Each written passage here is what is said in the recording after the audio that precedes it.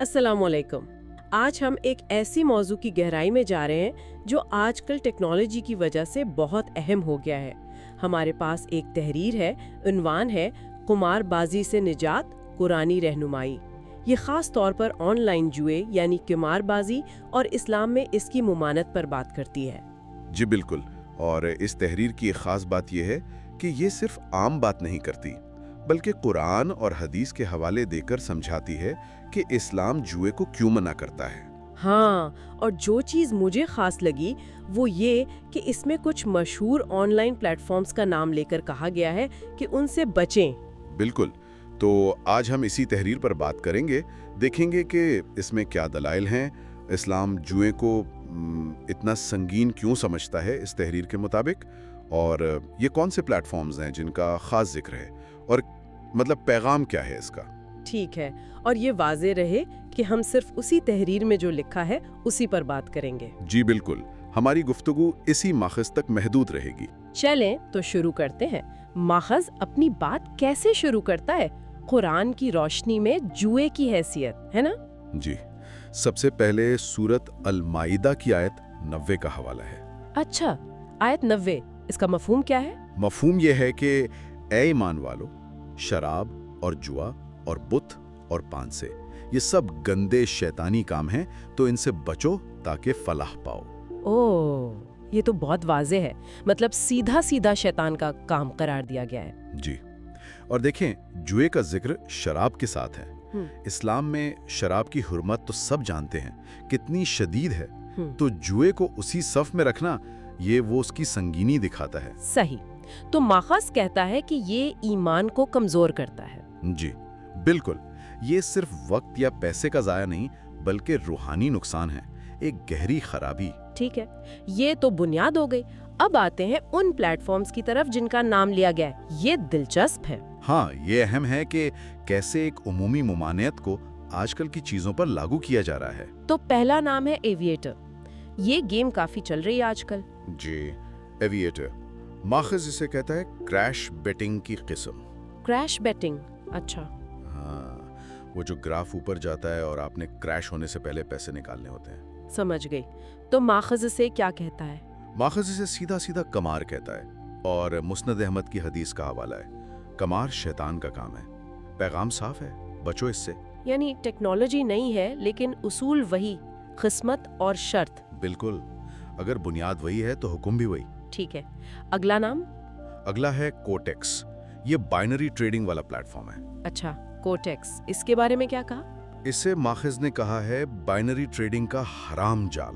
حرام جال؟ جی، اور حوالہ دیا ہے سورت البقرہ آیت 219 کا، جہاں شراب اور جوئے کے بارے میں ہے کہ ان میں گناہ بڑا ہے۔ تو تلقین ہے کہ فوراً چھوڑ دو اسے۔ یہ جال کا لفظ بڑا معنی خیز ہے، لگتا ہے آسان ہے پر پھنسا لیتا ہے۔ جی، ماخذ کا یہی نقطہ نظر لگتا ہے کہ یہ بظاہر ٹریڈنگ لگے پر ہے یہ قسمت کا کھیل، قمار ہے۔ صحیح۔ پھر سپورٹس بیٹنگ والے پلیٹ فارمز کا بھی ذکر ہے، 1xBet اور Bet 365۔ جی ہاں، 1xBet کو کہا ہے قمار میدان۔ قمار میدان، جی، اور صحیح بخاری کی حدیث کا حوالہ قمار سے بچو، اور Bet 365 کو کہا ہے بیٹنگ کا حرام دروازہ۔ حرام دروازہ؟ جی، اور اس کے لیے سورت المائدہ کی آیات 91 کا حوالہ ہے کہ شیطان جوئے سے دشمنی اور بغض ڈالتا ہے اور اللہ کی یاد اور نماز سے روکتا ہے۔ بالکل، تو ماخذ کہتا ہے کہ یہ پلیٹ فارم صرف پیسے کا نقصان نہیں کرتے، یہ سماجی اور روحانی بگاڑ بھی لاتے ہیں۔ یہ تو بہت گہری بات ہے۔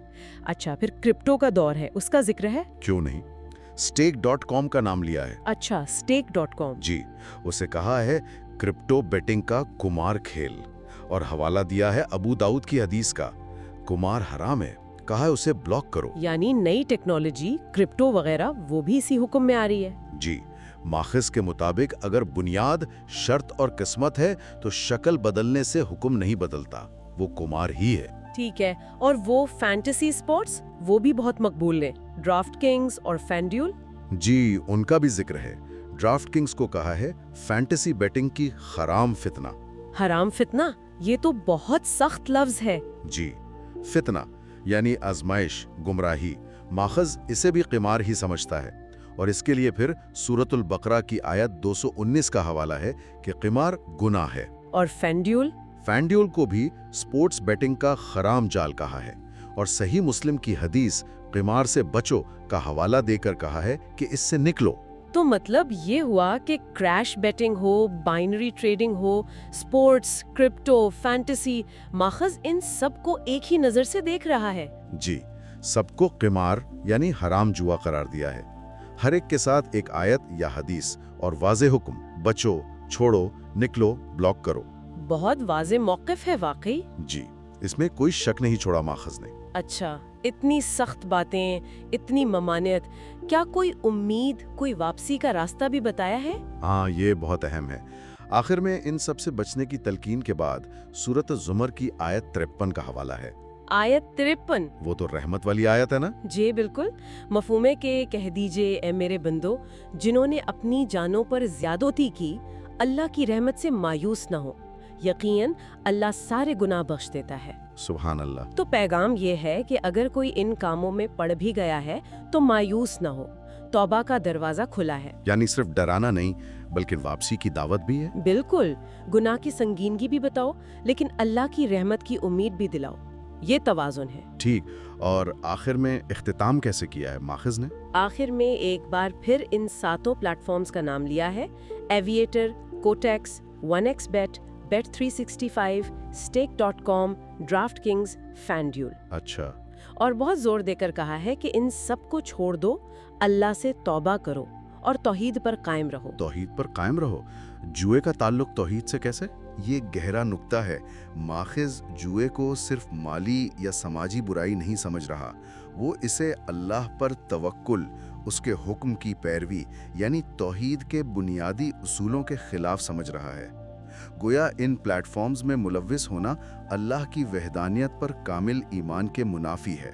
اچھا، یہ تو بہت اہم بات ہے۔ جی، اس لیے نجات کا راستہ ان سے مکمل دوری اور اللہ کی طرف واپسی میں ہے۔ تو اگر ہم اس ساری بات کا خلاصہ کریں، ماخذ کہتا ہے کہ جوا یعنی قمار اسلام میں سختی سے حرام ہے، شیطان کا کام ہے، اور یہ صرف تاش یا چوسڑ نہیں بلکہ آج کل کے آن لائن پلیٹ فارمز جیسے Aviator, Quotex, 1xBet، Bet365، Stake.com، DraftKings, FanDuel, یہ سب اسی حکم میں آتے ہیں۔ جی بالکل، ان سب کو چھوڑنا لازمی ہے۔ لیکن اگر کوئی پھنس گیا تھا تو مایوسی نہیں، توبہ کا دروازہ کھلا ہے۔ جی، اور حتمی پیغام ہے توحید پر مضبوطی اور ان سب حرام کاموں سے مکمل اجتناب۔ بالکل، یہ ماخذ ایک خاص مذہبی زاویہ پیش کرتا ہے کہ کیسے جدید ٹیکنالوجی کے چیلنجز کو مذہبی اصولوں کی روشنی میں دیکھا جا رہا ہے۔ صحیح، اور یہ سوال پیدا ہوتا ہے کہ جیسے جیسے ٹیکنالوجی اور بڑھے گی، مذہبی احکامات کی تشریح اور اطلاق کیسے ہوگا؟